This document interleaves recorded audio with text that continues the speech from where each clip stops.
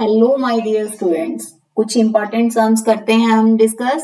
First is the least number that is divisible by all the numbers from 1 to 10। हमें सबसे छोटा number find करना है जो डिविजिबल होगा सब नंबर से। तो एलसीएम ही होता है वो number, smallest number divisible by all the numbers. तो आपने एलसीएम कैलकुलेट करना है 1 2 3 4 5 6 7 8 9 10। सबकी प्राइम फैक्टराइजेशन करो। ये तो पहले प्राइम ही है 2 3, तो smallest prime 2, smallest prime number क्या होता है 2 होता है, और स्मॉलेस्ट कंपोजिट 4। प्राइम नंबर के 2 ही फैक्टर होते हैं, exactly 2 factor. 1 is neither prime nor composite, 1 किसी में भी काउंट नहीं होगा।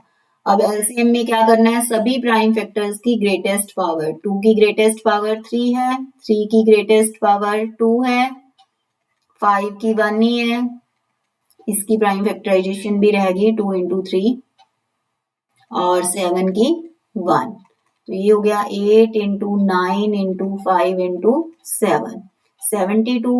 5 से मल्टीप्लाई करोगे 360, 7 से करोगे 2520। Option D is right answer.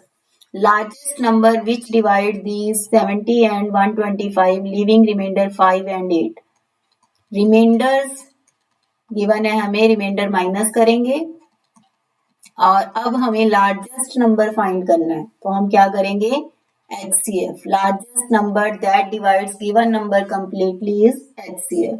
Reminders given है तो रिमाइंडर माइनस करेंगे, दोनों का HCF फाइंड करेंगे, HCF आएगा 13। Next, prove √2 plus √3 is irrational. देखो ये सबसे ज्यादा कॉमनली कौन से क्वेश्चन आते हैं, √2 को इरेशनल प्रूव करना, या इस टाइप से 5 + 2 √3 इरेशनल प्रूव करना, 5 - 2 √3 इरेशनल करना।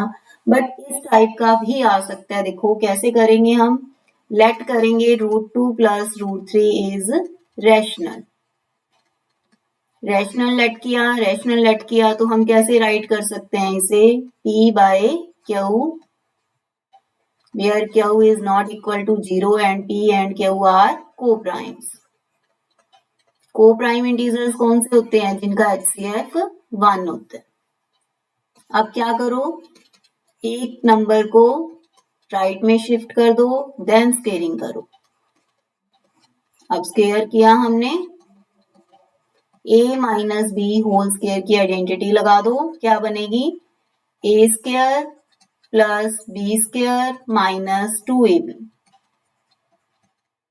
अब √3 वाली टर्म सेपरेट करनी है, तो इसे राइट में शिफ्ट कर लेते हैं, क्योंकि ये नेगेटिव है, इधर शिफ्ट करेंगे पॉजिटिव हो जाएगी। और जो ये प्लस का 2 है, इसे माइनस में लेके जाओगे तो 3 - 2 1 हो जाएगा।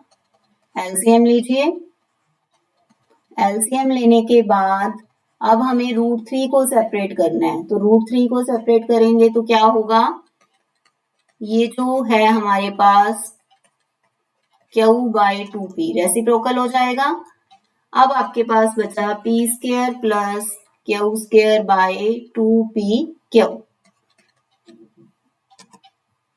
एस p q2 ये सब क्या है, इंटीजर्स हैं।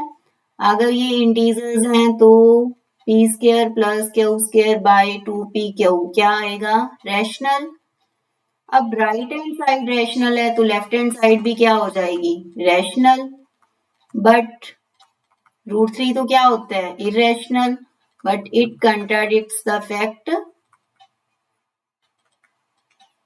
√3 इज इरेशनल। यहां गिवन होगा आपके पास कि √3 इरेशनल है, अगर नहीं गिवन तो फिर इसे भी प्रूव करना पड़ेगा। So our supposition is wrong.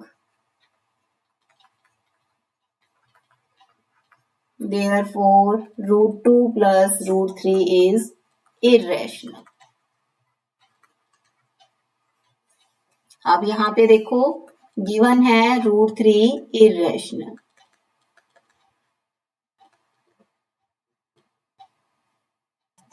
अगर √2 irrational गिवन होता तो हम √2 को शिफ्ट कर देते।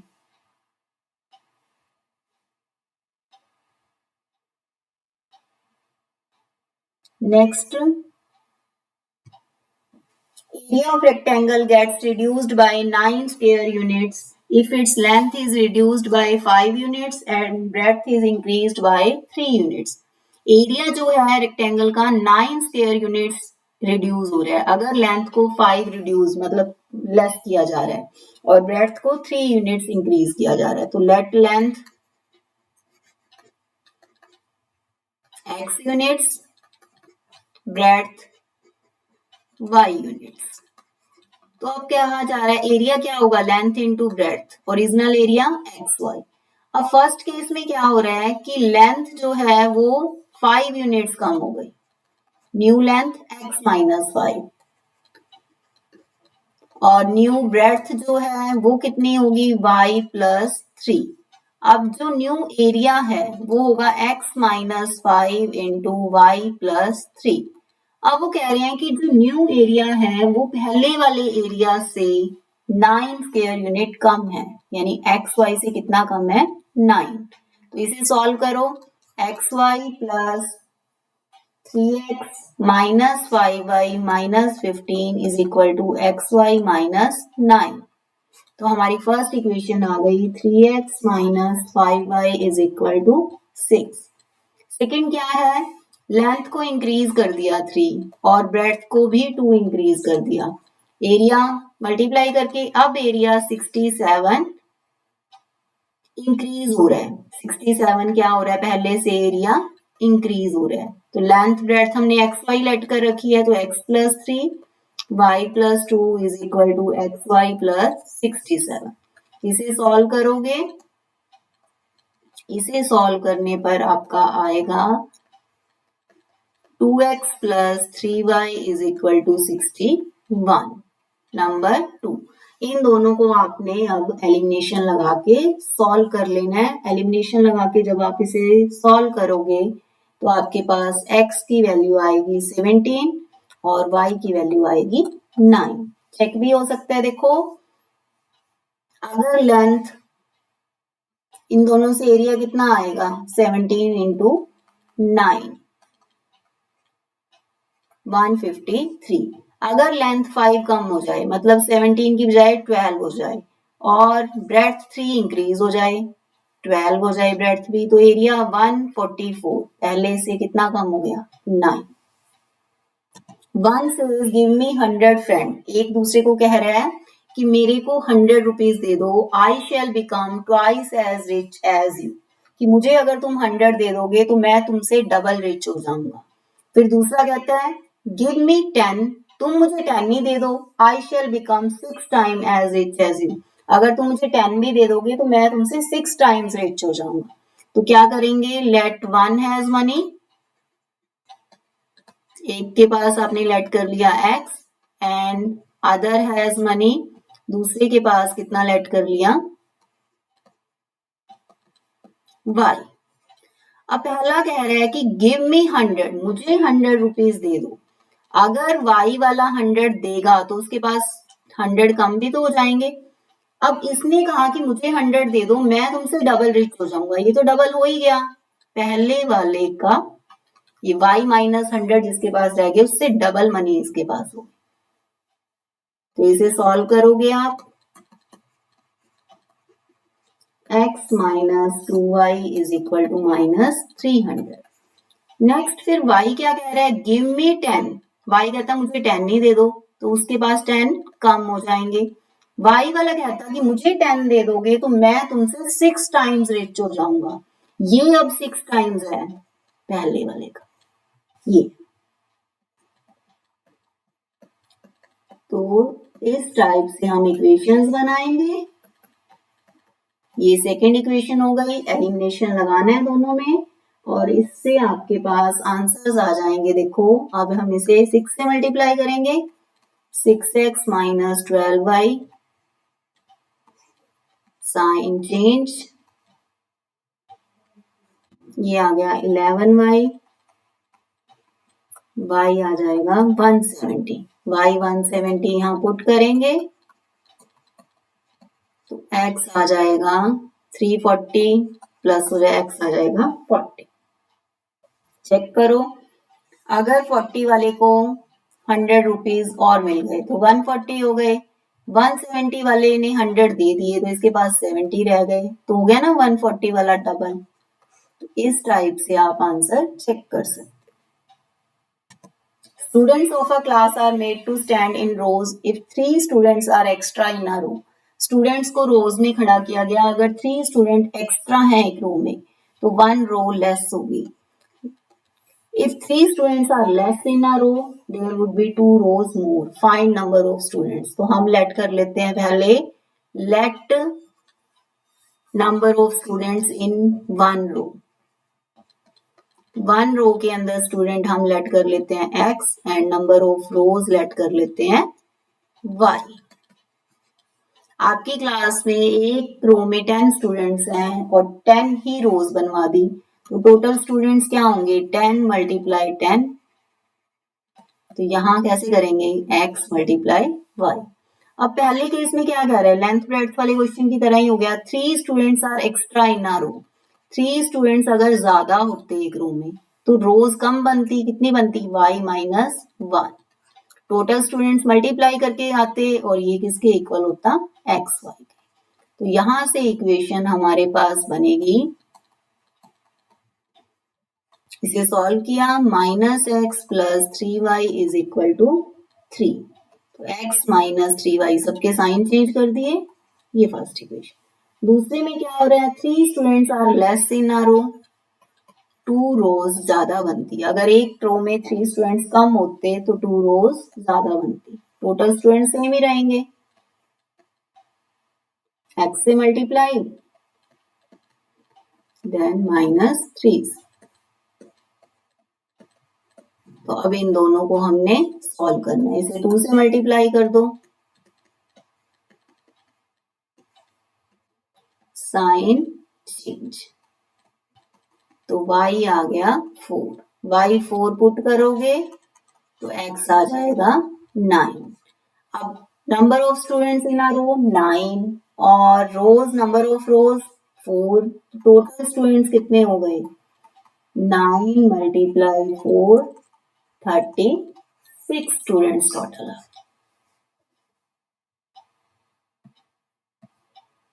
Next is a train travels 360 km at a uniform speed. If speed had been 5 km per hour more, it would have taken 1 hour less for the journey. Find the speed of train. तो let करेंगे हम speed of train, original speed x kilometre per hour, distance 360, तो time कितना होगा 360 by x, distance by speed, time का formula हो गया।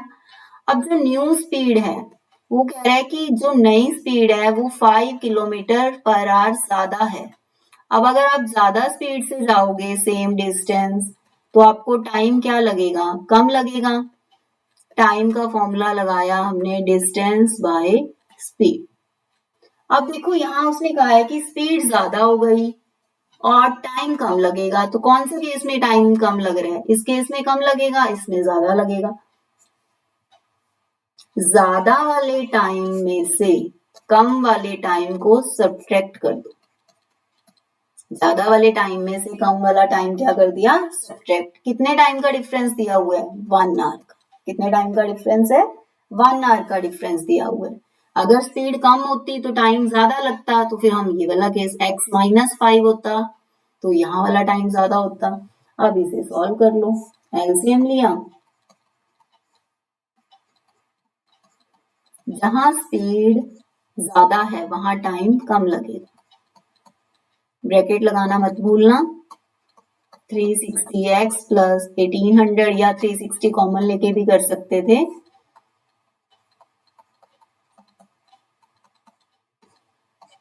x square plus 5x is equal to 1800।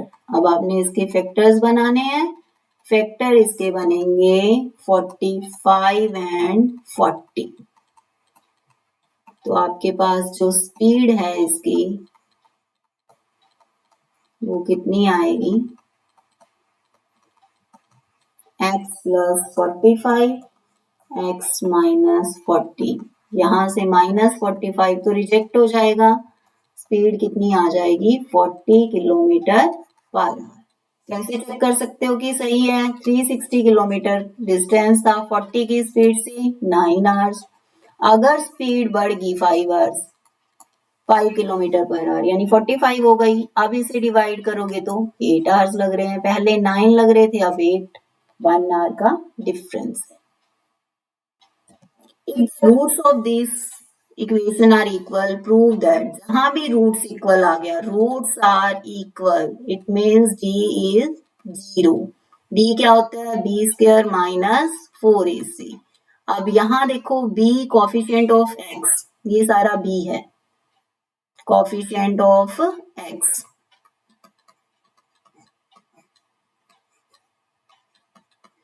a coefficient of x square and c constant term, c is constant term।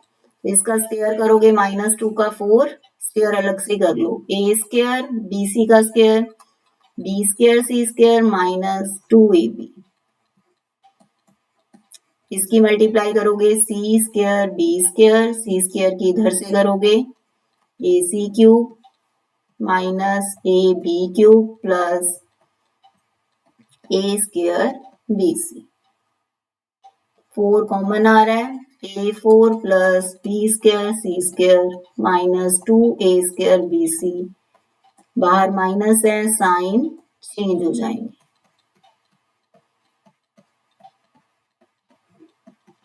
b square c square cancel, a4 plus ab cube plus ac cube minus 3a square bc। 4 by में आके 0 ही हो जाएगा, a common आ रहा है, तो यहां जब हम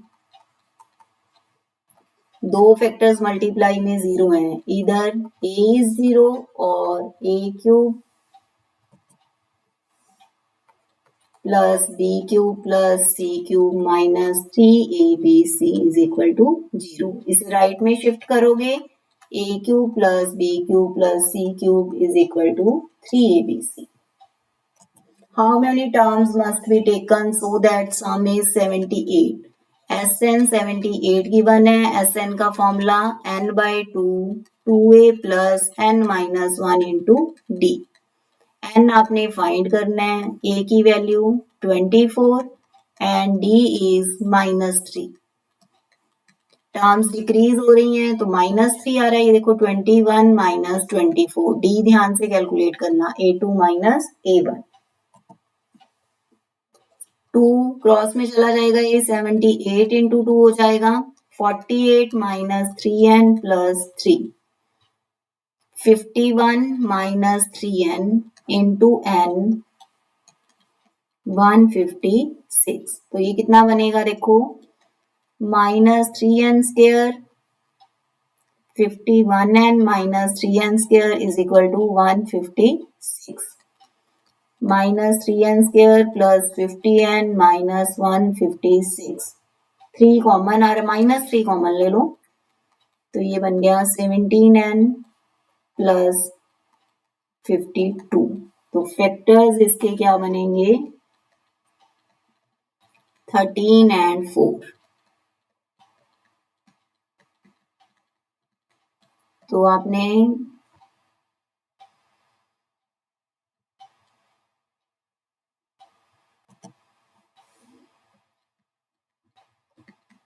n के ये फैक्टर बने n माइनस 13 n माइनस 4। तो n की वैल्यूज 13 एंड 4, दो वैल्यूज आ गई।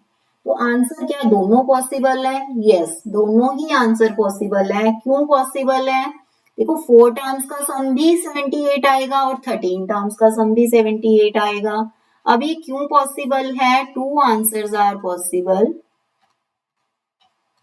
क्यों पॉसिबल है? देखो 2 आंसर्स, जो सम होगा 5th टर्म से लेके 13th टर्म तक का, because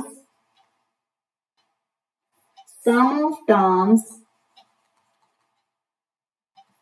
from 5th to 13th, जो 5th से 13th तक का सम होगा विल बी 0, वो सम जो होगा वो 0 होगा, इसलिए 2 answers possible. A girl of height 90 centimeter is walking away from the base of lamp post at the speed of 1.2 meter per second. एक गर्ल है जिसकी हाइट है 90 सेंटीमीटर, वो लैंप से 1.2 मीटर पर सेकंड की स्पीड से मूव कर रही है। लैंप की हाइट है 3.6 metre. Find the length of her shadow after 4 second. ये एक लैंप है 3.6 मीटर का। एक गर्ल यहां से मूव करना स्टार्ट हुई और 4 सेकेंड्स के बाद यहां से मूव करना स्टार्ट हुई 4 सेकेंड्स के बाद बी से डी पोजीशन पर आ गई। यहां ये गर्ल है, C D is height of girl 90 centimetre है, तो 90 सेंटीमीटर के मीटर बनाओगे 0.9। 90 सेंटीमीटर के मीटर कितने होंगे? 0.9 मीटर। तो अब हमें length of shadow DE find करना है। क्या फाइंड करना है? हमें डीई फाइंड करना है। बीडी जो डिस्टेंस है 4 सेकेंड में मूव हुआ है ये डिस्टेंस, तो 4 सेकेंड्स में क्या डिस्टेंस का फॉर्मूला होगा? Speed into time. स्पीड कितनी है? 1.2 मीटर पर सेकेंड। 4 सेकेंड टाइम लगा है, तो 4.8 मीटर डिस्टेंस हो गया। अब देखो हमें डीई फाइंड करना है, तो सबसे पहले triangle A B E and triangle C D E. Angle E common, similar हो जाएंगे ये ट्राइंगल, और angle A B E and angle C D E 90 degree. तो ट्राइंगल सिमिलर आ गई हैं हमारी, कौन से रूल से आ गई हैं? By the rule angle. अगर ये ट्राइंगल सिमिलर आ गई तो देखो A B by C D और बीई बाय डीई इक्वल होगा। साइड्स प्रोपोर्शनल होंगी। ए बी कितना है? 3.6, सी डी कितना है? 0.9, बीई कितना होगा? 4.8 प्लस एक्स, डीई कितना होगा? एक्स। इसे सॉल्व करोगे तो ये 4 आ गया, 4.8 plus X by X. Cross multiply, 3x is equal to 4.8, x is equal to 1.6 metre. तो जो शेडो है वो कितनी हो गई? 1.6 metre. ABCD is a parallelogram. Prove that triangle AFB similar to triangle CBE. AFB CBE। सबसे पहले कोशिश करो कि एंगल देख लो। एंगल AFB, ये वाला एंगल जो है, ए एंगल यहाँ है। ट्राइंगल AFB में ए एंगल यहाँ पर है और CBE में सी यहाँ पर है। तो क्या ये दोनों एंगल इक्वल हैं? In triangle AFB and triangle CBE। तो सबसे पहले हमने देखा कि first angle A and C ये अपोजिट एंगल्स ऑफ पैरेललोग्राम है। उसके बाद सेकंड एंगल एफ और बी, ये वाला एंगल है। ये कौन से हैं? Alternate interior. Angle AFB angle CBE alternate interior angles. Third B, ये वाला हो गया, और ई, ये भी क्या हो गए? Alternate interior. FBA and BEC भी क्या हो गया? Alternate interior angles. तो ट्राइंगल हो गई सिमिलर। अब ट्राइंगल सिमिलर करने के बाद साइड्स हो जाती हैं प्रोपोर्शनल। AF बाय CB, और क्या आएगा हमारे पास? AD और DC चाहिए हमें, AD एंड DC। वो तो यहाँ पे बन नहीं रहा, AD भी नहीं बन रहा, DC भी नहीं बन रहा। तो यहाँ से हम देखते हैं और कौन सी साइड बन सकती है। देखो एक बनेगी BF तो नहीं चाहिए, AB बाय CE, ये बनाते हैं। अब यहां से हमारा AF multiply CE, AB multiply CB के इक्वल आ गया। अब देखो ये साइड तो मैच कर गई हमारी। अब AB किसके इक्वल है? AB है CD के इक्वल। AB किसके इक्वल है? CD के इक्वल है। और CB जो है वो CB किसके इक्वल है? CB AD के इक्वल है। तो यही प्रूव करना था ना, AB साइड CD के इक्वल है और BC AD के इक्वल है, अपोजिट साइड्स ऑफ पैरेललोग्राम। तो ये हमारा प्रूव हो गया। Find a point on y axis which is equidistant from 2 points. y axis का पॉइंट है तो कैसा होगा वो, उसका x कोऑर्डिनेट 0 होगा। Let P0y is equidistant from, इन पॉइंट्स के नेम हम A एंड B रख लेते हैं। P जो पॉइंट है वो इक्विडिस्टेंट है हमारा A एंड B से। इक्विडिस्टेंट मतलब इक्वल डिस्टेंस पर। तो PA किसके इक्वल होगा? PB के। डिस्टेंस फॉर्मूला लगाओ, 0 - 2 y - 3, और इधर क्या बनेगा?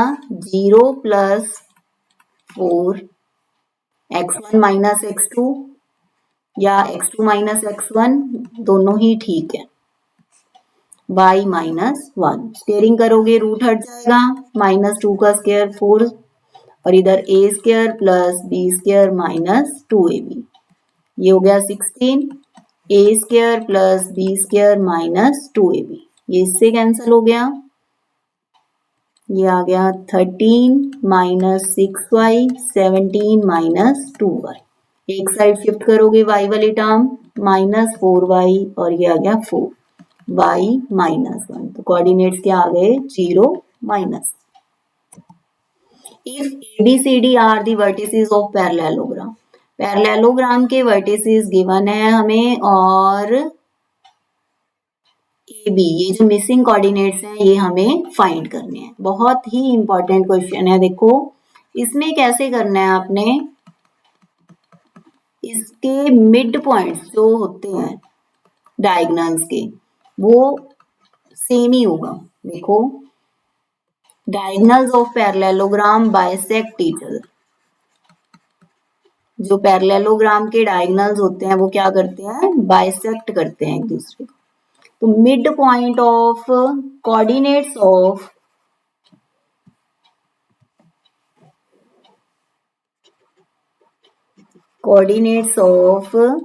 Mid point of AC is equal to coordinates of mid point of BD।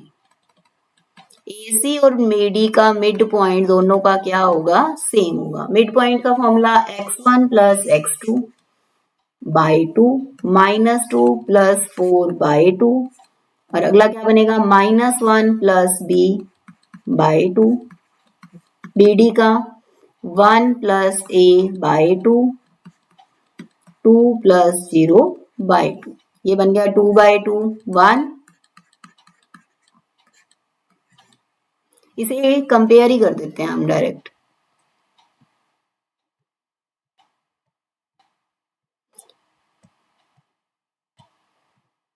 देखो ये बना 2 / 2 और ये बना -1 + b / 2,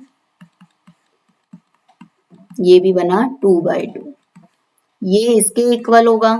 2 / 2 = 1 + a / 2, ये इससे ऐसे ही कैंसिल कर दो तो a कितना आ जाएगा? 1, और ये y कोऑर्डिनेट y के इक्वल कर दो तो b की वैल्यू कितनी आ जाएगी? 3। टेंजेंट a + b = √3, कौन से एंगल पर होता है बेटा √3? tan 60 पर। टेबल अच्छे से आप रिवाइज कर लो, तो a + b हो गया यहाँ से 60 डिग्री, और कौन से एंगल पर होता है टेंजेंट 1/√3? 30 पर। तो यहाँ से a - b हो गया 30 डिग्री। तो अब एलिमिनेशन लगाओ, करो सॉल्व, तो 2a कितना आ गया? 90, a आ गया 45, a की वैल्यू पुट करोगे तो b आ गया 15।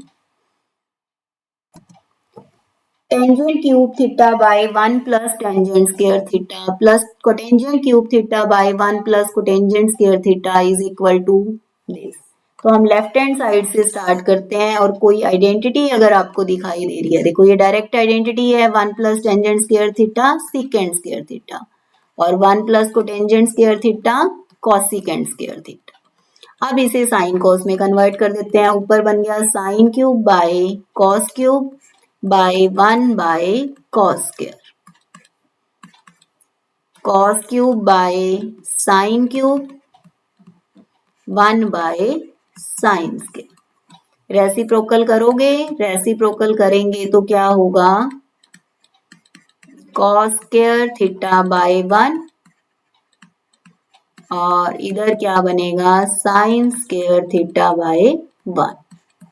कट करेंगे तो क्या बचेगा sine cube theta by cos theta, cos cube theta by sine theta. LCM लिया कॉस थीटा साइन थीटा, क्या बचेगा sine 4 theta plus cos 4 theta. Sine 4 को क्या लिख सकते हैं साइन स्क्वायर थीटा का होल स्क्वायर, इसे लिख सकते हैं कॉस स्क्वायर थीटा का whole square. A square plus B square का क्या होता है ए प्लस बी, ये आइडेंटिटी ट्रिग्नोमेट्री में बहुत यूजफुल है, A plus B whole square minus 2ab। तो इसे हम लिखेंगे A plus B whole square minus 2ab। की वैल्यू है साइन स्क्वायर और बी की है कॉस स्क्वायर। अब ये बन गया 1 minus 2 sign square theta cos square theta. 1 के बारे में cos theta sine theta minus 2 sign square theta cos square theta. 1 by cos secant 1 by sine cosecant, ये सिकेंट कॉसिकेंट और इधर कैंसिल होके बच गया 2 sine theta cos theta. Two poles of equal height are standing opposite to each other on either side of road. देखो either side of road में हम कैसे बनाएंगे, two poles of equal height, दो सेम हाइट के poles हैं,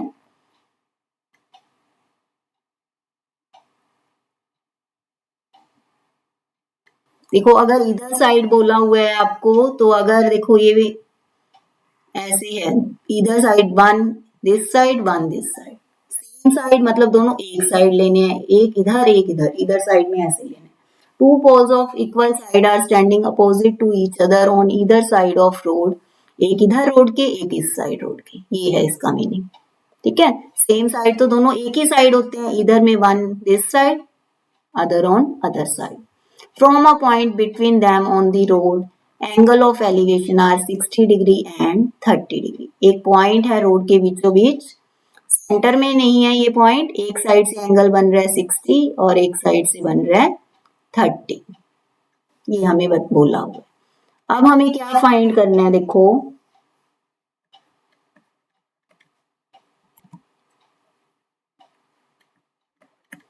find the height of पोल, दोनों की हाइट इक्वल है, हम एच लेट कर लेते हैं, ए बी सी डी, ये एक ई पॉइंट है और टोटल ये जो डिस्टेंस है बी डी ये 80 मीटर है।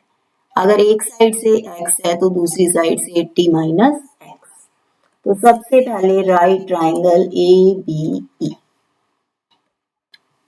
B by BE, B by B tangent 60, h by x √3, h is equal to √3x। अच्छे से बेटा वैल्यूज लर्न कर लेना। देन लेंगे right triangle C D E, C D by D E 10 30, C D H ही है और वो हो गया 80 माइनस एक्स। एच की वैल्यू पुट करोगे √3x, यहां से क्रॉस मल्टीप्लाई 3x हो जाएगा √3, यहां से हमारे पास x आ जाएगा 20, x 20 आ गया तो h कितना आ जाएगा √3x, हाइट ऑफ पोल 20 √3 आ जाएगी। और जो BE है डिस्टेंस वो 20 मीटर आ गया और जो DE है ED है वो 80 माइनस 20 68।